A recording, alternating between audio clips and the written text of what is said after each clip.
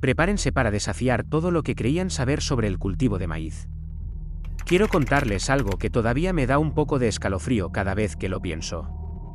Durante casi 20 años, cultivé maíz dulce de la manera en que todos me decían que lo hiciera. Hileras largas y rectas, a 0,9 metros de distancia, semillas cada 30 centímetros, a pleno sol y ocupando una gran cantidad de terreno. Estoy hablando de ceder 9, 3, a veces hasta 13. 9 metros cuadrados de mi mejor espacio de jardín solo para el maíz. Y cada verano, bajo el calor de julio, con el sudor corriéndome por la espalda, los mosquitos en los ojos, arrastraba la manguera hasta esos tallos de aspecto triste que, con suerte, llegaban a la altura del pecho. Aplicaba nitrógeno lateralmente, amontonaba tierra en las bases, polinizaba a mano cuando salían las sedas porque la mitad de las veces el viento no hacía su trabajo. Y al final de todo ese esfuerzo, toda esa agua, todo ese espacio, ¿saben lo que obtenía? Quizás 20 o 25 mazorcas decentes.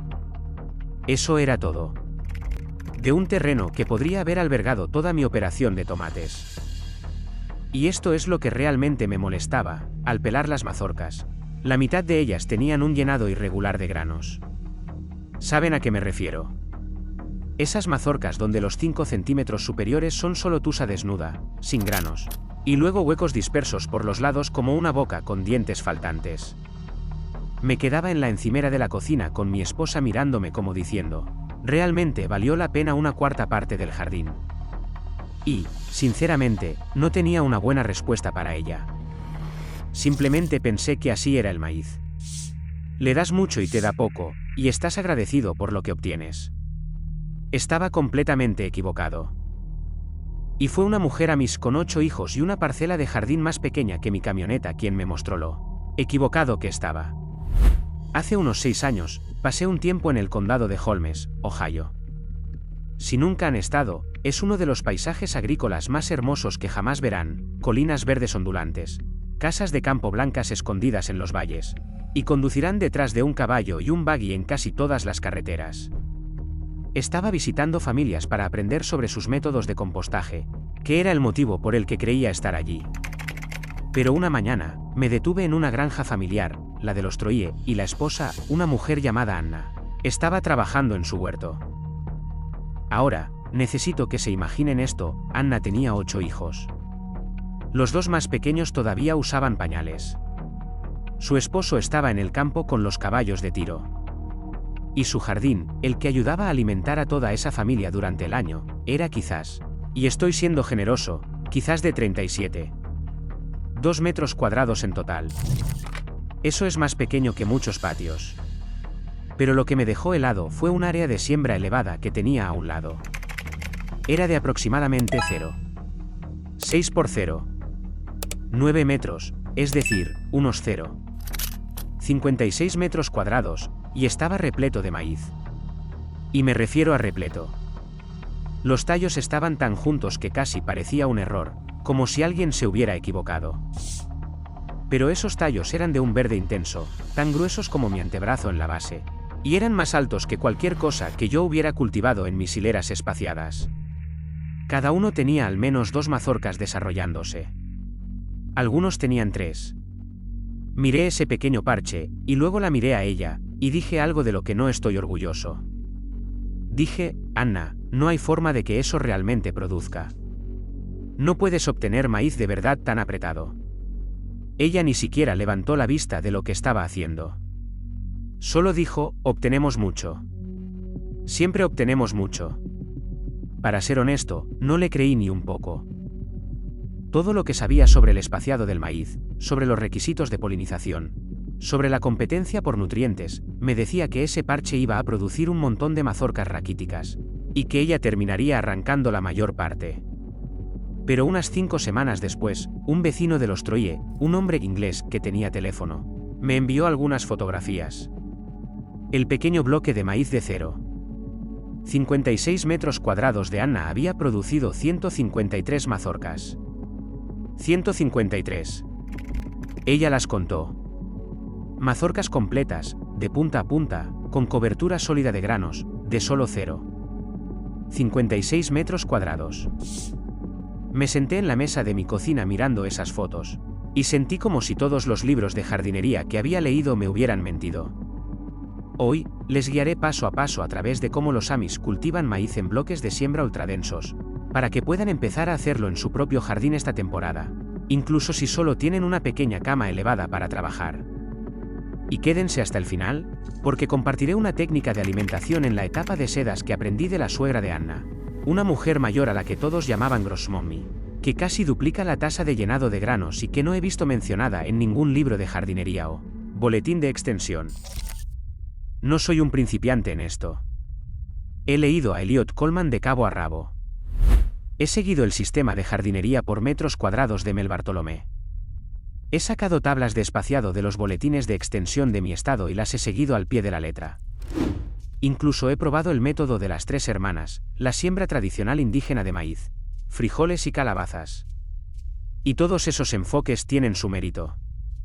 No estoy aquí para desprestigiar el trabajo de nadie, pero lo que me di cuenta al pasar tiempo con las familias en el condado de Holmes es que había estado pensando en el espaciado del maíz completamente al revés. Estaba espaciando para la conveniencia del jardinero, para un fácil acceso entre las hileras, para el cultivo mecánico. Los Amish espacian para la conveniencia de la planta, y ese cambio lo cambió todo para mí, y no requirió comprar un solo producto. Existe un concepto en la vida Amish llamado gelassenate. Es una palabra del holandés de Pensilvania, y se traduce aproximadamente como ceder, dejar ser o someterse al orden natural de las cosas. En el jardín, gelassenate significa que dejas de intentar forzar la planta a tu sistema, y en su lugar, diseñas tu sistema en torno a cómo la planta realmente quiere crecer. Y el maíz, si lo estudian de verdad, es un cultivo comunitario. Es una hierba. Evolucionó creciendo en densos grupos donde las plantas se apoyan mutuamente, se dan sombra en las raíces y crean su propio microclima. Cuando tienes 10 o 12 personas en la mesa cada noche y no tienes una tienda de comestibles a la que recurrir, aprendes muy rápido que luchar contra la naturaleza de una planta es un lujo que no puedes permitirte. ¿Trabajas con ella o pasas hambre? Y aquí es donde la ciencia lo respalda por completo. Investigaciones del Colegio de Agricultura de la Universidad de Cornell han demostrado que el maíz plantado en formaciones de bloques densos logra tasas de polinización significativamente más altas que el maíz plantado en hileras largas tradicionales. La razón es simple, el maíz es polinizado por el viento. Las borlas en la parte superior sueltan polen, y este necesita aterrizar en las sedas de abajo. En un bloque, el polen no tiene a dónde ir más que hacia abajo, sobre una seda. En una hilera larga y delgada, la mayor parte se vuela hacia el césped. Los Amish descubrieron esto a través de generaciones de alimentar a grandes familias con parcelas pequeñas. Cornell simplemente explicó la física de por qué funciona. Así que, permítanme guiarles a través de este método tal como Anna me lo mostró, y como lo he perfeccionado durante las últimas 6 temporadas de cultivo en mi propio jardín. El paso 1 es construir la cama, y esta es su base, así que no se la salten. El parche de maíz de Anna era un montículo elevado. No una cama elevada enmarcada como las que comprarían en una ferretería, sino una cama monticular construida directamente en el suelo. Ella la elevó entre 25 y 30 centímetros sobre el nivel del suelo circundante. Y la mezcla, esto es importante, era aproximadamente 1/3 de estiércol de vaca añejo de al menos un año completo, 1/3 de compost de hojas maduro y 1/3 de tierra vegetal nativa de su propiedad. Ella lo mezclaba todo allí mismo, en la cama. Ahora, la razón de esa proporción es importante. El maíz es uno de los cultivos que más nitrógeno consume en el jardín. Investigaciones de la extensión de la Universidad de Illinois muestran que el maíz dulce necesita aproximadamente 70 a 100 gramos de nitrógeno puro por cada metro cuadrado durante la temporada de crecimiento. Esa mezcla de estiércol y compost proporciona una base de nitrógeno de liberación lenta que alimenta de manera constante en lugar de todo a la vez. Construí mi primera cama de prueba de esta manera hace 4 años, y mis niveles de nitrógeno en el suelo los hice analizar en la oficina de extensión de mi condado. Se mantuvieron estables durante toda la temporada de crecimiento sin una sola aplicación lateral. Eso nunca me había pasado antes. Anna me dijo que su abuela construía las camas de la misma manera, con la misma receta, las mismas proporciones. El paso 2 es el patrón de siembra, y aquí es donde se pone interesante. Olvídense de las hileras. Van a sembrar en una cuadrícula. Anna plantaba sus semillas de maíz a 15 centímetros de distancia en todas direcciones. 15 centímetros de centro a centro, escalonadas en un patrón alternado como se colocan los ladrillos. Así, en una cama de 0. 6 por 0. 9 metros. Eso es aproximadamente 153 posiciones de siembra si se tiene en cuenta la geometría del escalonado. Cada posición recibe una semilla empujada a unos 4 centímetros de profundidad. Ahora, si están en las zonas 3 o 4, querrán esperar hasta que la temperatura del suelo alcance al menos los 15,5 grados Celsius a 5 centímetros de profundidad antes de sembrar. Eso suele ser a finales de mayo, a veces principios de junio. En las zonas 5 a 7, generalmente se busca de mediados a finales de mayo. Y en las zonas 8 y 9, pueden sembrar a principios de abril en la mayoría de los años. A veces incluso a finales de marzo si hay un periodo cálido. La clave es la temperatura del suelo, no la temperatura del aire.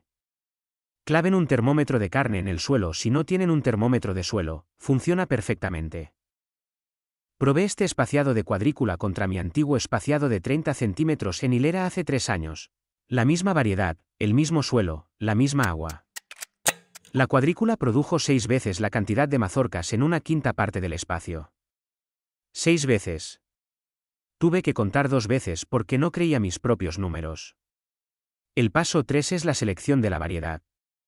Y aquí es donde el 90% de los jardineros, incluyéndome a mí en el pasado, se equivocan para la siembra densa.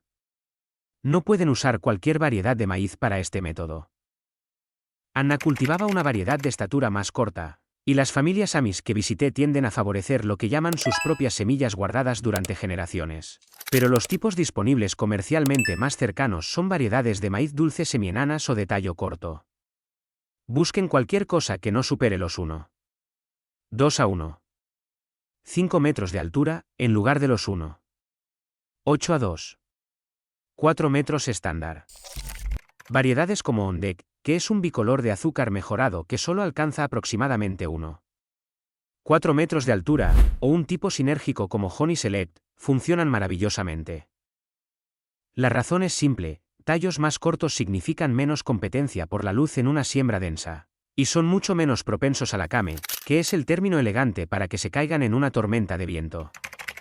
Investigaciones de la Universidad Estatal de Oregón confirmaron que los cultivares de maíz más cortos mantienen proporciones más altas de mazorca por tallo en siembras densas en comparación con las variedades altas. Probé esto con una variedad alta estándar mi primer año, Silver Queen, y aproximadamente un tercio de los tallos se cayeron después de una tormenta. Cambié a una variedad más corta al año siguiente y no he perdido un solo tallo desde entonces. Anna solo sonrió cuando le conté eso. Dijo, eso lo aprendimos hace mucho tiempo. El paso 4 es la estrategia de riego, y esta podría sorprenderles. Las familias Amish que visité no riegan por encima. Sin aspersores, sin manguera rociando por encima.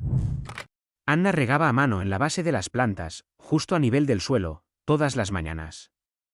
En una cama de 0,56 metros cuadrados, eso toma quizás 3 minutos. La razón por la que esto importa tanto en una siembra densa se remonta a la polinización. Investigaciones de la Universidad de Florida han demostrado que el riego por encima durante la etapa de espigado y sedas puede arrastrar el polen de las borlas y de las sedas antes de que ocurra la fertilización.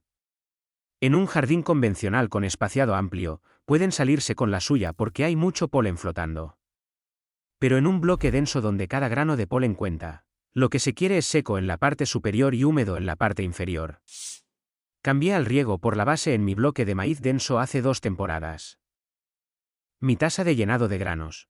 Y con eso me refiero al porcentaje de sitios potenciales de granos en cada mazorca que realmente desarrollan un grano completo, pasó de aproximadamente el 70% a más del 92%. Esa es la diferencia entre esas mazorcas con huecos que todos hemos obtenido y mazorcas que están llenas de granos, de la base a la punta. Anna no mide la tasa de llenado de granos, por supuesto. Ella simplemente sabe que su maíz sale lleno, pero la ciencia explica exactamente por qué. Ahora, el paso 5 es el programa de alimentación. Y este es crítico porque les están pidiendo mucho a las plantas que compartan un espacio pequeño. La familia Troye usa lo que yo llamaría un sistema de té de compost por etapas, aunque Anna nunca usaría ese término. Lo que ella hace es esto: a partir de 2 semanas después de que el maíz alcance la altura de la rodilla, empapa la base de cada planta con un líquido hecho de remojar estiércol añejo en agua durante unos 3 o 4 días. Hace esto cada 10 días hasta que emergen las borlas.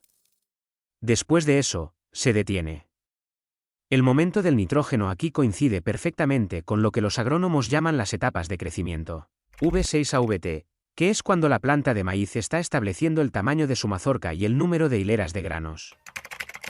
Investigaciones de la Universidad de Purdue han documentado que la disponibilidad de nitrógeno durante estas etapas específicas es el factor más importante para determinar el tamaño final de la mazorca y el número de granos. Demasiado pronto, y la planta lo pone todo en el crecimiento del tallo. Demasiado tarde, y la arquitectura de la mazorca ya está fijada. Los Amish descubrieron el momento a través de la observación. Anna me dijo: se alimenta cuando la planta está trabajando duro, no cuando solo está creciendo alta. Eso es tan claro como se puede decir. Adopté este mismo programa usando un té de compost que preparo en un cubo de 19 litros, y el peso promedio de mis mazorcas pasó de unos 170 gramos a poco más de 283 gramos en una temporada. Si están entendiendo lo que les digo, eso es casi el doble de rendimiento por mazorca, además de las 6 veces más mazorcas por metro cuadrado. El paso 6 es el momento de la cosecha. Y quiero ser específico aquí porque la mayoría de la gente recoge su maíz demasiado pronto o demasiado tarde y ni siquiera lo sabe. Anna me enseñó lo que ella llama la prueba de la uña. Pelas solo un poquito de la cáscara en la punta, lo suficiente para exponer un grano, y presionas tu uña en él. Si el líquido que sale es claro y acuoso, no está listo. Si es lechoso y blanco, ese es el pico de azúcar, y lo recoges ahora mismo. Si no hay líquido o es pastoso, has esperado demasiado y los azúcares han comenzado a convertirse en almidón. Investigaciones de la Universidad de Wisconsin confirman que el maíz dulce pierde hasta el 40% de su contenido de azúcar dentro de las 24 horas de pasar el pico de madurez en el tallo. El 40%. Por eso el maíz comprado en la tienda nunca sabe tan bien. Fue recogido por su durabilidad para el envío, no por su sabor. He estado usando la prueba de la uña durante 4 temporadas. Mi familia dice que el maíz sabe a un vegetal completamente diferente en comparación con lo que solía cultivar. La familia de Anna lo recoge y lo come en la misma hora. Ella dice: el maíz que se queda es maíz que te miente sobre lo que podría haber sido. Me encanta eso. Permítanme compartir algunos patrones que he notado en el cultivo convencional de maíz y cómo este enfoque Amish maneja las cosas de manera diferente. Yo mismo hice la mayoría de estas cosas durante años, así que no hay juicio aquí. El primer patrón es el espaciado para el acceso en lugar del espaciado para la polinización. La mayoría de nosotros plantamos maíz en hileras largas porque eso es lo que vemos en los campos de cultivo, y dejamos amplios huecos para poder caminar entre ellos. Eso tiene perfecto sentido si estás pasando un tractor por allí. Pero en un jardín trasero, no estás conduciendo maquinaria a través de tu maíz. Solo caminas hacia él. El enfoque Amish de la siembra en bloques en una cuadrícula apretada significa que cada borla está rodeada de sedas por todos lados. La eficiencia de la polinización se dispara. Rastreé las tasas de polinización mi primer año usando el método de bloques contando los granos llenos versus el total de sitios de granos en 20 mazorcas al azar. Mi antigua configuración de hileras promedió aproximadamente el 68% de llenado. El bloque promedió el 91%. Eso es un tercio más de alimento de la misma cantidad de plantas. El segundo patrón es el riego excesivo desde arriba. Creo que esto proviene del hecho de que el maíz parece sediento. Esas grandes hojas se rizan con el calor de la tarde, y entramos en pánico y agarramos el aspersor. Pero ese rizado de las hojas es en realidad un mecanismo natural de conservación de agua. La planta está reduciendo su superficie para ralentizar la transpiración. Está bien. Lo que realmente necesita es humedad constante en la zona de la raíz, no una ducha desde arriba. Y como mencioné antes, el riego por encima durante la polinización es activamente dañino. Los Amish riegan en la base.